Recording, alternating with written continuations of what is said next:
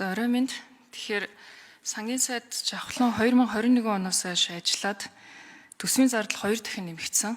Тэгээд 15 их найд байсан төсөв 30 их найд болсон. Юмны үн 33%-аар нэмэгдсэн.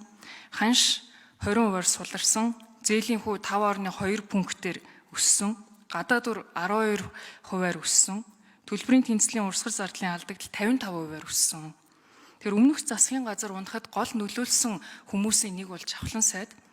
Тэгээд тон үзүүлэлтээр чадахгүй гэдг нь тодорхой байгаад хахад Монгол Ардын намд өөр сангийн сайд хийх хүн байхгүй байгаа юм уу гэж асууя.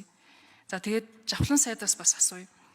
Анх гишүүн болоод асуужсэн 100 тэрбум төгрөгөөр 24 суманд соёлын төв барих хэрэг байгаа мó?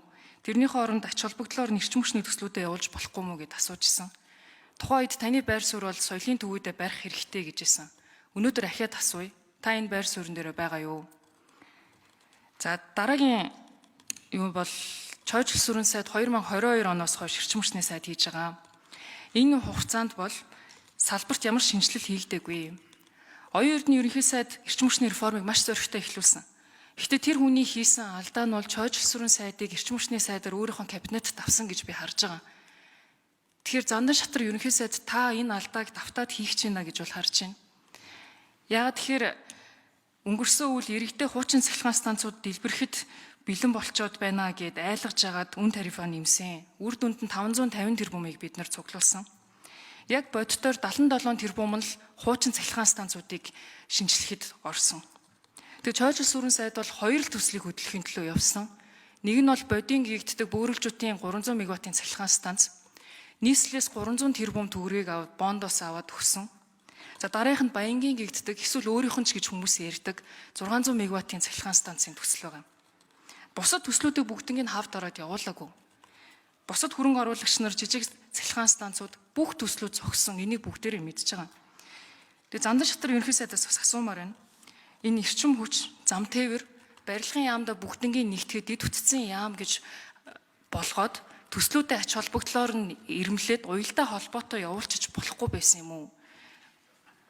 Дээрээс нь энэ таны засгийн газар хэрвээ унах эсэргүүцэлтэд тулгарх юм бол энэ сөрөг хүчнээс бол байхгүй гэж харж байна. Өнөөдөр таны кабинеттай авч томилж байгаа сангийн сайдын буруу бодлого эрчим хүчний сайдын эсвэлтгүйгээс болж энэ эрсдэл үүсэх байхаа гэдгийг өнөөдөр би танд анхааруулж хэлье гэж бодсон юм. Тэгээд бас зүгээр өнөөдөр л хэд би одоо Монголын төрөвчийг барьж байгаа жавхлан сайд, за дээрээс нь Монголын хамгийн баян хүмүүсийн нэг одоо Чойжл сүрэн сайдын эсрэг үг хэлж эхлэв. Тэгэхээр одоо энэ дээр гомдоодч байд юм уу? 1 минутад нэмээд авчид хүн. За 1 минут нэмж өгье. Тэгэхээр энэ дээр гомдоодч байд юм уу? Эсвэл одоо сошиалоор янз бүрээр надлуу гүтгэлэг дайралтууд ирээд одоо ийм байдлуудаар ажиллах уу? Өмнөх засгийн газарт энэ бол маш хүнд байсан. Тэрнээс болж улсын их хурлын гишүүд бас айдас тавцсан. Тэгэхээр улсын их хурлын одоо маш том сөрөг хүчин болж арчилсан намын гишүүд бол гарч байгаа. Тэгэхээр бид бүхэн бол хүчтэй дуу хоолойгоо илэрхийлээд явна. Тэгэхээр сөрөг хүчин хийх орон зайг бас өгөх үү гэдгийг Зандан шатар ерөнхий сайдаас асууя. Гэхдээ тэгээд хууль хяналтын байгууллагууд болон сошиалороо дайруулад байдаг үстэй. За гишүүн асуулт асууж байна. Хариулт өгье. За ерөнхий сайд. За гишүүний асуултанд хариулъя. Ер нь би засгийн газрын гишүүдэд нэг үндсэн шаардлага тавина. Энэ бол хариуцлагатай ёс зүйтэй байх, үүний тулд улсын хурлд хүндэтгэлтэй хандах. Энэ бол парламентод ёсны зарчим. Улсын хурлаас томилогддог албан тушаалтууд тэр дотроо засгийн газрын гишүүд улсын хурлын чуулгандаа оролцож гишүүдийн асуултанд хариулж улсын хурлд хүндэтгэлтэй ханддаг байхыг би одоо зарчмаа болгож бүх сайднараас танхимын эхний хурал дээр одоо би хариуцлагын гэрээ байгуулж ирсэн гэж бодож байгаа. Хоёрдугаар ашиг сонирхлын зөрчлөөс ангид байж альва хувийн ашиг сонирхол альва нөлөөллөөс ангид байхыг шаардж ажиллана. Ийм сэжүр баримт гарах юм бол шууд ажлаас чөлөөлөх болно шүү гэдгийг анхааруулж байгаа. Энэ бол бас парламент ёсны зарчим. Тийм учраас сөрөг эерэг хүчин дэж гол биш. Нийт улсын хурлын гишүүдтэй сайд нар хүндэтгэлтэй томилдог, хамтарч ажилладаг, асуултанд нь хариулдаг хөндлөлтэй хардаг байх хэрэгтэй. Хоёрдугаарт бол гишүүч гэсэн бас бодлогын мэтгэлцээнийг илүү хувийн шин чанартай биш, бодлогын мэтгэлцээ өрнүүлж тухайн салбар дээр нь одоо эрчим хүчний салбар, бусад салбарууд дээр ийм бодлогын мэтгэлцээ өрнүүлэхийг дэмжиж ажиллана. Эрүүл байхыг. Бид эрүүл нийгмийг хүсэж байгаа юм бол, эрүүл ардчилсан тогтолцоог хүсэж байгаа юм бол эрүүл мэтгэлцээ нотлохонд суурилсан бод мэтгэлцээ өрнүүлдэг байх зарчмыг хандж ирнэ. Тэгэхээр жөтгөр детальд гэж ер нь тоонд байдаг гэж санхүүчид ярьдаг юм.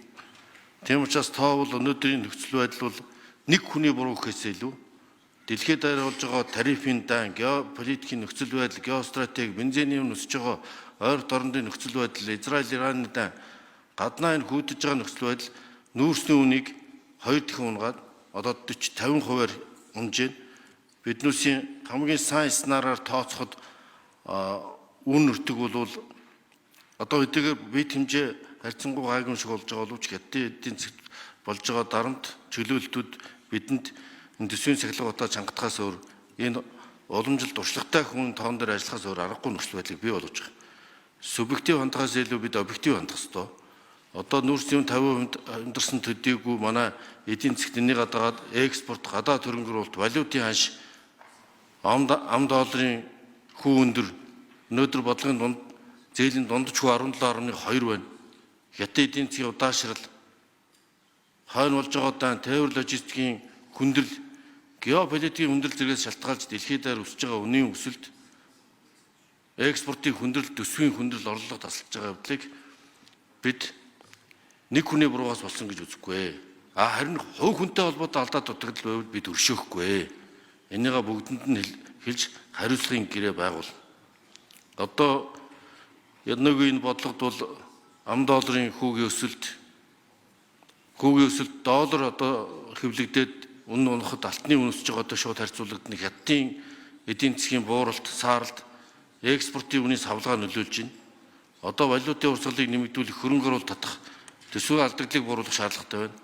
Тэгтэл яг энэ гэрээ хэлцээрүүдийг China Energy-тэй, энэ хил бомбдоор ерөнхий сайдтай хамт яваад ажиллаад ирсэн учраас өмнөх ерөнхий сайд бол сангийн сайд үргэлжлүүлж ажиллаж энэ тоо баримтууд онтроотой хийж байгаа, оюутлогоотой хийж байгаа гэрээ хэлцээрүүдийн нөхцлүүд, нарийн татварын маргаан, тариф олон асуудлууд дээр үргэлжлүүлж ажиллах гэсэн ийм зайлшгүй шаардлагын үүднээс би энэ гол сайд нарыг үргэлжлүүлж ажиллах нь зүйтэй гэж үзсэн. Тэгвэл энэ засгийн газар бол уламжлалт шинжилгээний засгийн газар. За, болдын жавхлан гишүүн хариулт өгье.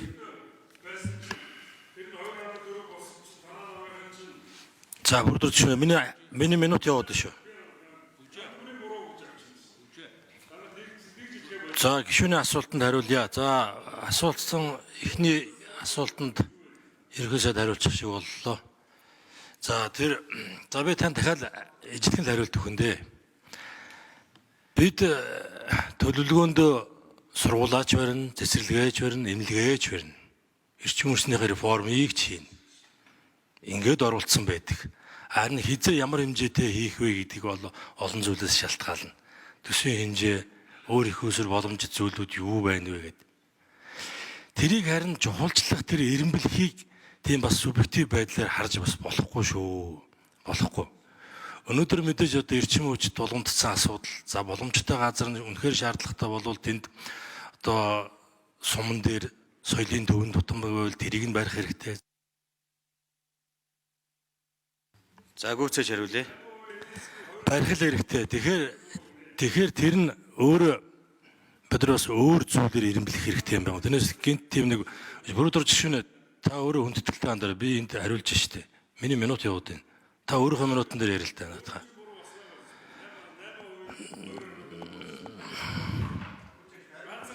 Та суудал дээр суучаад надад юмуд хариул яасан бэ? Энэгээр ингээд агсан тавиад яваад байгаа юм. За тийм байна зингэн гүшүүнэ. Тэгээд амжилт хүсье. За Батбагтахын шойж өсрөн гишүүн хариулт өгье.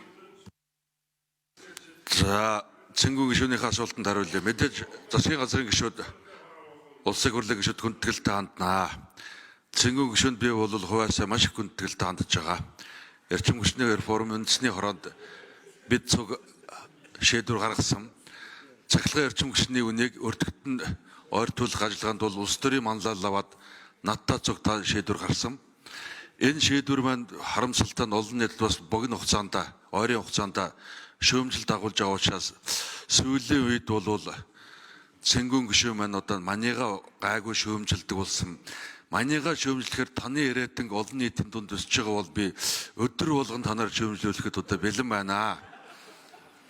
Энийг бас залуу улс төрчхөн уулын их өрн санаа гаргаад ийм юмдар хамт явсан юм аа. Одоо ингээ шүүмжлүүлэхэд бас гэлээ дахин гэлээ би бэлэн байна. Өдөр болгон шүүмжлүүлвэл бүр сайн. Таны